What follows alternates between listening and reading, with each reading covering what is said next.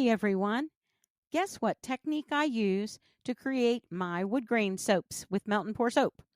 I reveal it pretty quickly in this video, but while you're watching some of the ingredients that I use and different things I add, which is not very much, um, let me just give you a couple of little clues. And that is, this is a technique I developed a long time ago to make crystal soaps. I haven't even filmed one of these showing that technique in a crystal soap yet. I've made lots of them, but I haven't filmed it yet. So, as you can guess, I'll probably be doing that real soon. I'm about to reveal the technique right now in the text up above, so keep an eye out for that. And while you're watching that, my chiffon technique, I'm going to be making a compilation video with all the soaps I've done using my chiffon technique that I've filmed. I've done a lot, but I will also include ones that you have not seen me do, have not seen me film in the pictures at the end. I'll show various um, demonstration or just, instances where I've used it and just haven't made a soap on film yet with it. And I will talk a little bit more about that technique and what you can use it for in the intro to that compilation. It's interesting because sometimes you might not even realize it's the same technique because there's so many different things you can do with this technique. It's quite versatile. And if you have not seen my original chiffon technique, it's Chiffon Rainbow is the name of the video. And it might even be a better instructional for the technique, but it's basically all using the same principle. I'm making soap sheets and then using them in different ways to get different looks within my soap. And typically, when I'm using them in the chiffon technique, I've made soap sheets for other reasons, but typically I'm wanting to float them in the soap in some way, line them up, kind of like I do in this soap, because I'm trying to make a wood grain effect, and or make them look like they're floating or flying, kind of like I wanted to go for in the original chiffon technique. Was my idea of chiffon scarves kind of floating in the air. That was my inspiration, I guess, for that. And that's why with those colors I made them a little more transparent, translucent. And with these, you see I'm going for a very opaque look, very saturated colors, because I want them to show up a little bit more. And I'm not floating them in clear, which is what I did in the chiffon technique. Um, but you'll see if you either wait for the compilation video or just search through some of my videos to see where I might have used it. I don't always use clear because it really just depends on the look you're going for. I did one recently that used clear, and that was my chiffon lace soap that I did not too long ago. But again, the compilation video will go more in depth with all of this stuff. And right now, you just see me making soap sheets out on my silicone mat. If you don't have a silicone mat, there's other ways you can do it, but it's the easiest and the most versatile way to do them because you're in charge of how big they are, and it's nice and flat. I've seen people use saran wrap. You can if you're, putting it on another surface, but you're likely going to get wrinkles. You're not going to have as good a control over where the soap goes, and the saran wrap can kind of take off on its own and do its own thing sometimes, unless you really have it taped down to something, or wrapped around something. But I prefer the silicone mat, and they're easy to find on Amazon. They are, if you, I'll try to link them in the video in my description box. But if you find my Amazon store, they are also linked in there under tools I use, I think. Tools that aren't soap or tools that aren't molds or something like that. Um, But as I'm pouring these, just kind of want to let you know, with this one, I'm I'm kind of creating the colors as I go. I knew the color palette I wanted, and I knew the colors I wanted to use for it. Um, but I'm kind of watching what they look like.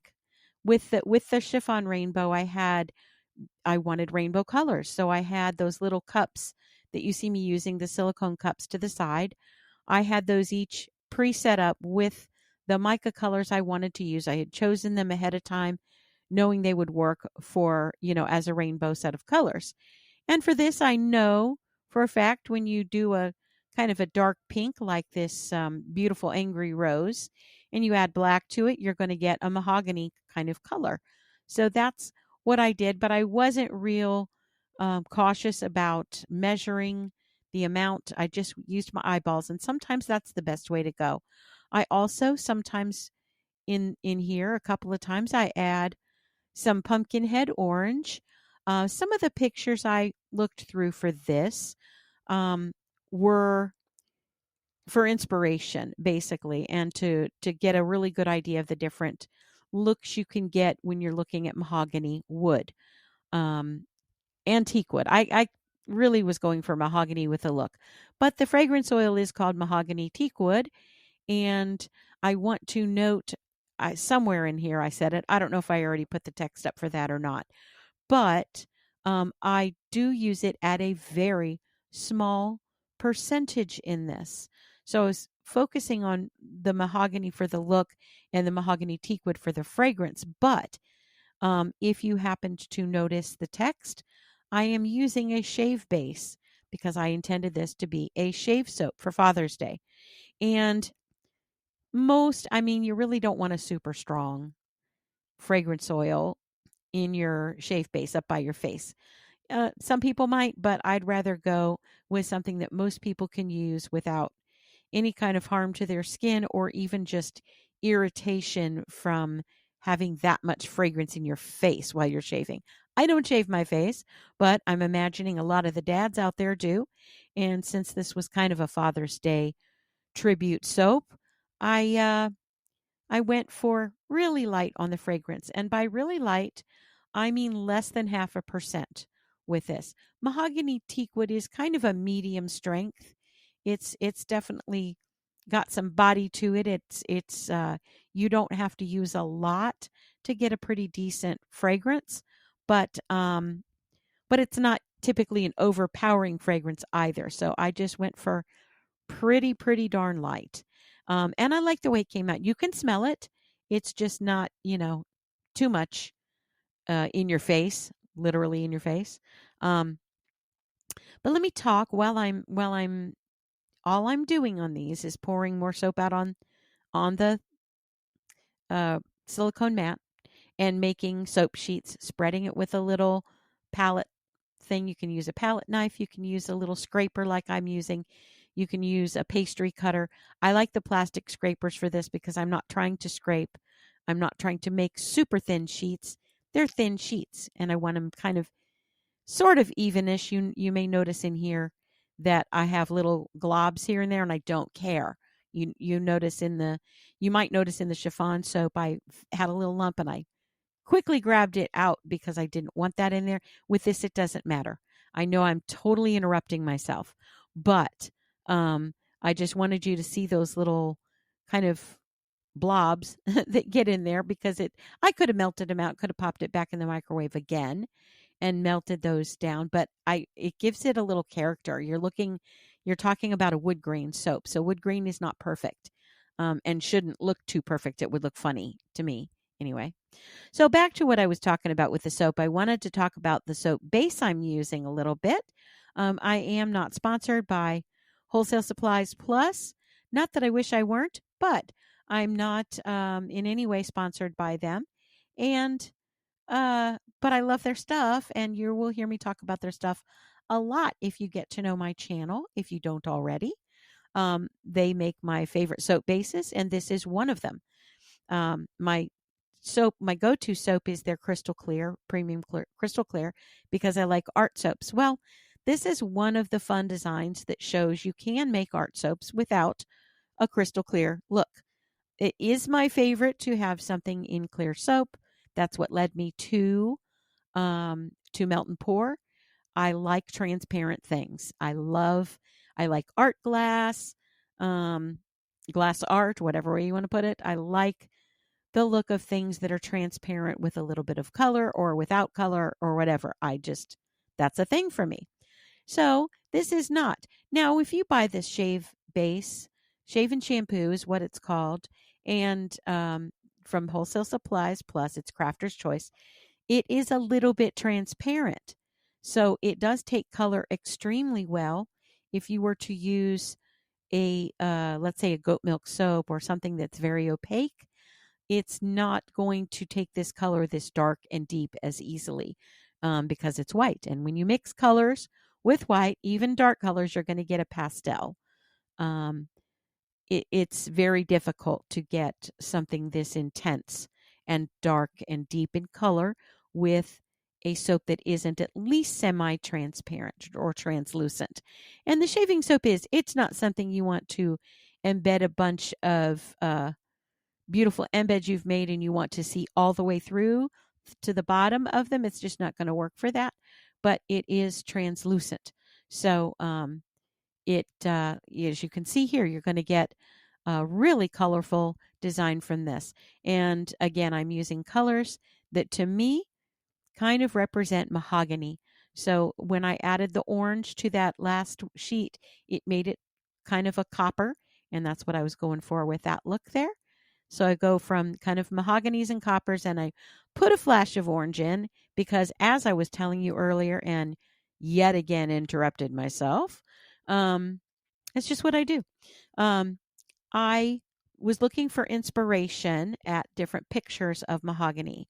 And I looked at some teakwood too. I think I mentioned that. But mahogany is so, so beautiful in color that's what I was going for the look of.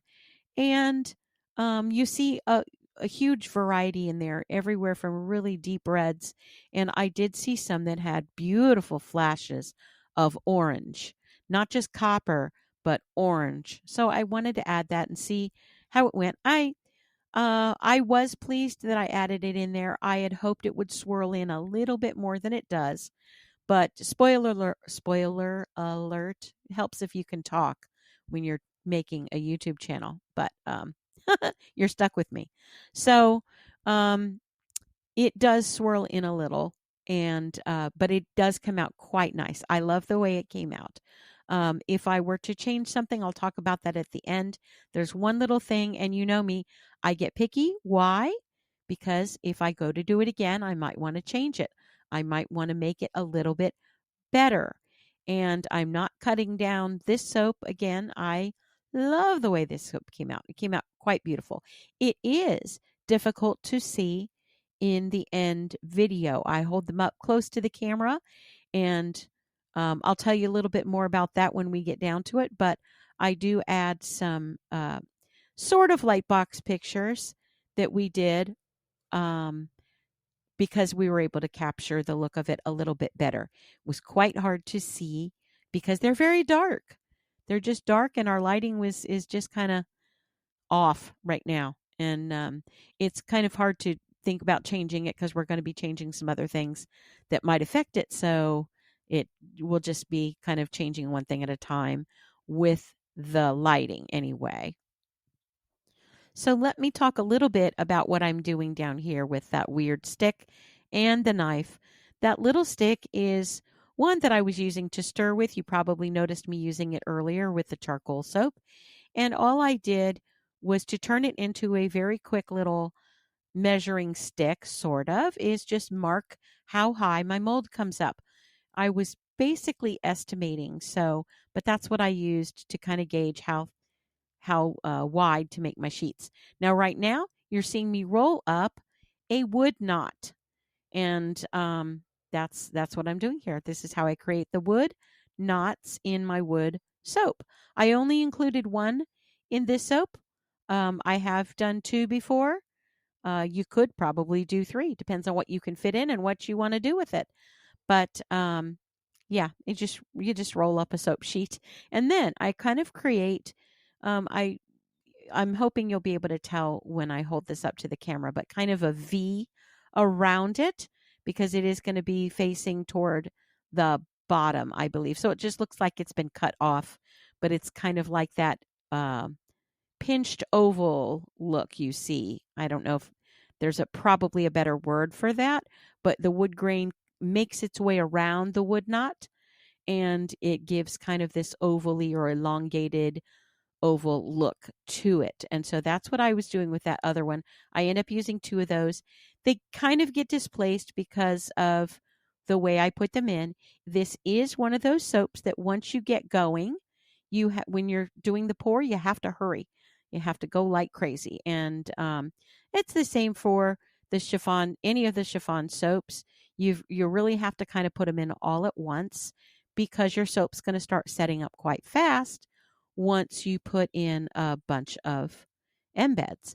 And so it's kind of a work smarter and get ready, be prepared. This is why you see me cutting the length of these before I um, do much. That's what I was cutting, the length and the width of them. Now, something I did not do very well, I kind of gave myself some wiggle room with the knot. There's that extra piece around it. I forgot, and you'll see me kind of quickly pull it out and do it at the last minute, but I forgot to cut the length exactly. I should have cut the length exactly for that knot. So when I go to put it in, you see me quickly grab it back out and cut off about an inch and go to put it back in. And I want you to watch when I am putting that, and this is just me melting more of the shave base soap. I melted this one, not Mr. Soaps and Such. If you were following along with the text earlier, you saw that he is learning to soap and he did melt the first batch for me. We did it on film and we're going to be creating a whole series that is going to be a part of one of my memberships. And it will be a higher level that we haven't put on there yet because we have to get enough things filmed so that we can get ahead because it is a lot of work. But we're going to do Mr. Soaps and Such Learns to Soap. And so well, when I filmed this, he helped me out and we filmed it. And so because you've seen me melt soap before, I didn't really show it in this one. And this isn't necessarily a super beginner soap, but if you need to learn how to melt soap, I've got quite a few videos showing that. One is called How to Melt Soap, I'm pretty sure. So if you need help finding it, let me know. But 30-second bursts is the key and stirring in between. And but he did all that for me the first time. And you saw me adding to this. I added more cubes of soap after the first bit melted down. I don't know if you caught that, but this is how I can get such a full pot or a full pitcher is to melt it down and then add more cubes. Have it weighed out first and I take out the ones that are kind of make it too top heavy to just stick in the microwave. They're going to get knocked off because I don't have a really tall microwave. So I pull them out and set them in a side pitcher and then come back and add them as it starts to melt down a little bit. That's just my thing, my tip or my little trick that I like to use because it's that or you end up melting a bunch of different buckets of soap. So yeah, and I did because it's very easy to underestimate how much of that soap is going to stick out. I could have measured each little piece and of the sheets, but I wanted to do the kind of organic look thing, so I didn't. You could use your mold as a guide and you could melt these thin sheets inside your mold and pull those out. They're a little harder to pull out of these kind of molds, but they're not so hard to pull out of slab molds. You can do them. I've done them many times in slab molds. You've probably seen me do that when I'm getting ready to cut little embeds out. I do it frequently in there. And you can check that out in my koi pond soaps because I do use soap sheets to cut for those little embeds. But we're getting ready to do the pour, so I better get kind of caught up with what's going on screen. All I'm doing is getting ready to color that big batch. And here's the one thing I would change about this, and that is in a moment, I'm adding just the Angry Rose. And I went in a moment, I add a little bit of black to it. I'm not even sure you can catch it on screen because it's kind of to the side of me off to the right. And I pour it in and you'll see me stir and it gets a little darker. I'm kind of sorry I did that. Not completely sorry, but I feel like it would have had better contrast and picked up a little bit easier on the film, and been a little bit lighter in color. I know it's rose, it's kind of a girlish color, but it really doesn't look girlish in the soap, like not even a little bit. And I don't think it would have if I hadn't added the black, but that's why I added it, is because I was a little worried that it might look a little too pink, but it really wouldn't have. Anyway, so I interrupted myself saying something, and now I'm going to try to recapture it, see if I can figure out what it was. Nope, it's gone. So if I think of it, I'll add it into a comment and I'll pin that comment because I don't like to leave any instructions out. If you, and I see I've added the black already and I add a little bit more here. If you have any questions, if you notice anything I've left out, or that you can't see what I'm doing or something like that, please always feel free to ask a question in the comment section. That is the best way for you to communicate with me when it comes to the individual videos. I occasionally will do a Q&A and you can ask questions there, but it's harder when it's about a specific soap rather than a general soaping question. And it helps if it's relevant to the video you're commenting on, because then I can go back and see it. I don't always remember what I've done and said in a video 2 years later. Surprising. So I only fill that maybe halfway up, maybe not quite. And so here's a little bit of the trouble I ran into is I do like them to stick up out of the little sheets you see. I like them to stick up out so I can cut it all at once and it looks like a cut piece of wood. So I underestimated how much base I needed. However, I compensate for that quite well with this one because here comes the mistake. Not mistake, but the almost mistake. I forgot to trim it, so I'm measuring it there, cut off about 3/4 of an inch. And I shove that in and I flip it over and shove it in the other way. That's pushing the soap up into that curl. Because if you just try to put it in without doing anything, same with these little foldovers, little ovals I'm putting over top, you have to get soap in there. And if you just put it into a halfway full thing of soap, it's not going to fill up. So I shove that curl all the way down and it pushes it in. And then I not shake it, but I alter it a little bit and pour soap at the end.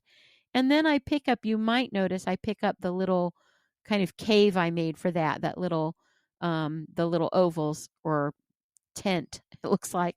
I pick that up a little bit and pour soap down in there. I don't want anything to have air bubbles. I do end up having a few little spots and air bubbles, and I will show you what I do to fix that. I will also show you what I do to fix the fact that I ran out of soap for this. It would have been far too shallow, and I'm kind of panicking about now. And I'm like, well, I've got orange. I can pour more orange.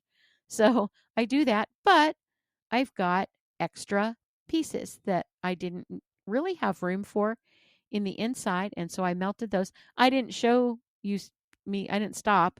I did melt it, but I didn't, stop the video. I just cut that part out because you don't need to see me melting soap.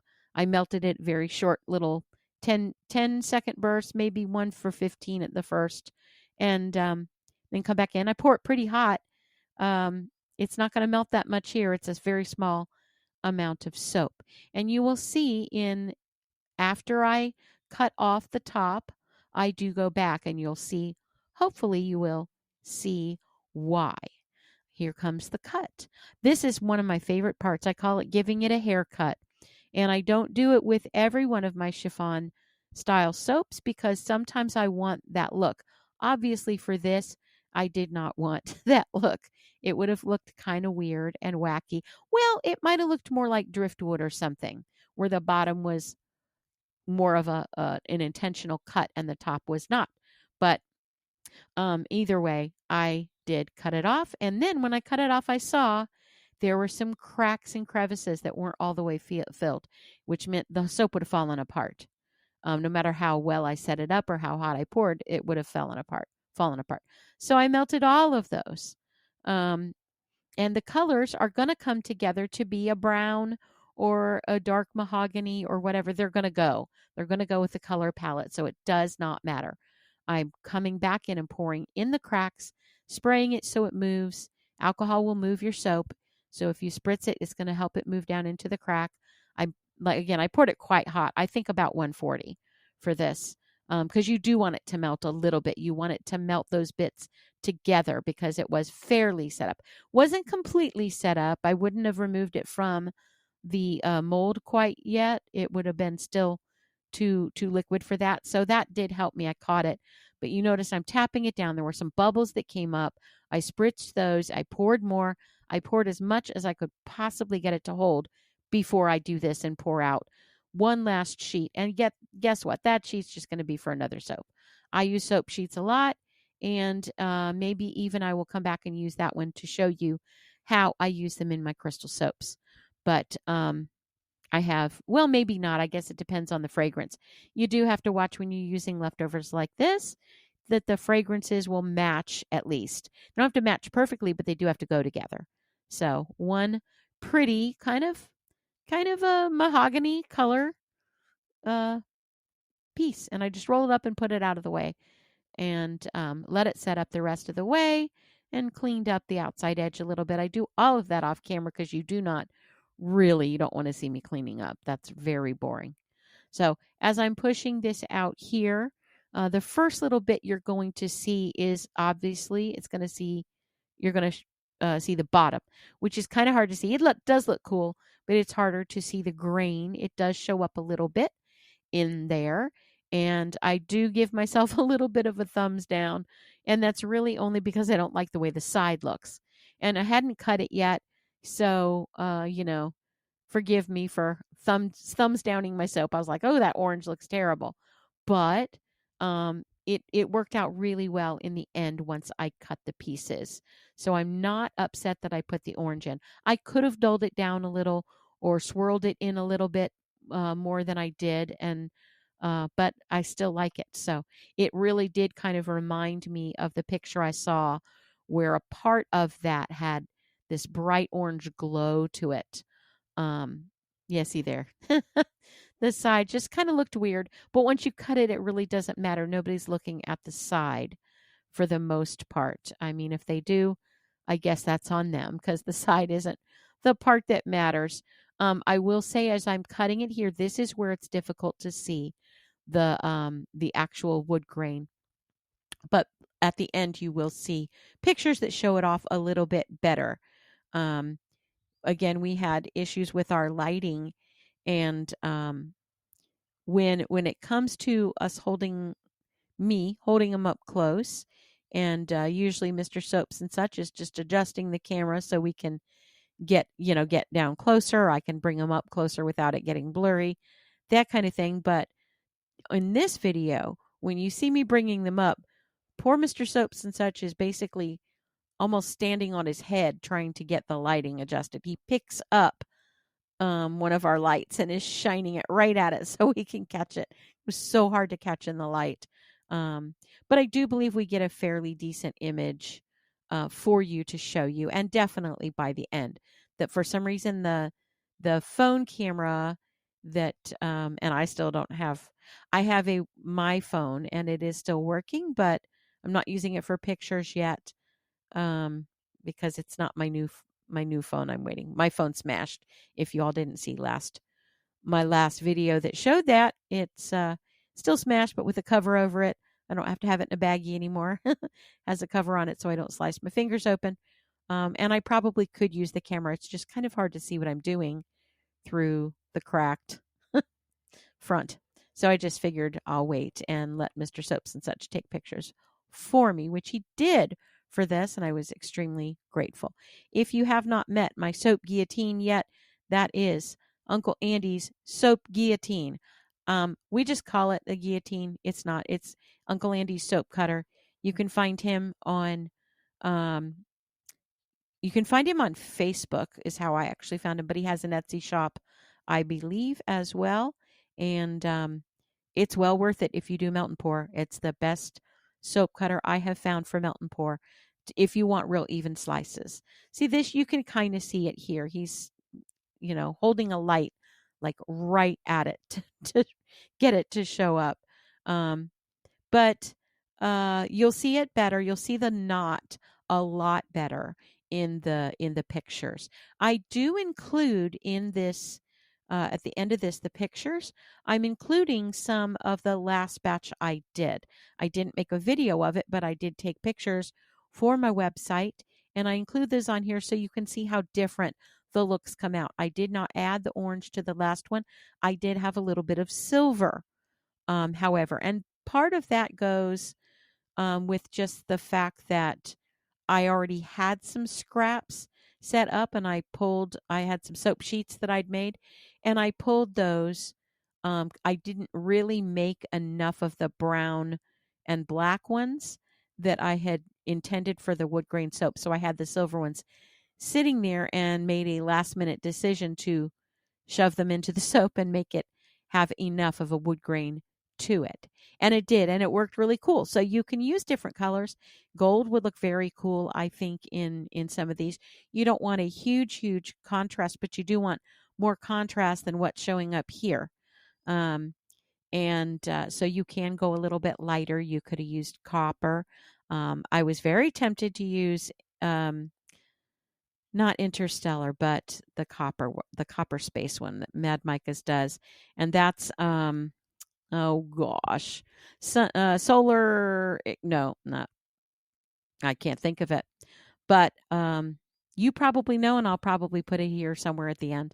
It's just a little sparkly. I was kind of worried to make it too sparkly. So here we go. Here's the pictures that Mr. Soaps and Such took for us, and you can see that's more what they look like. They've got a beautiful wood grain to them, and here's my older one.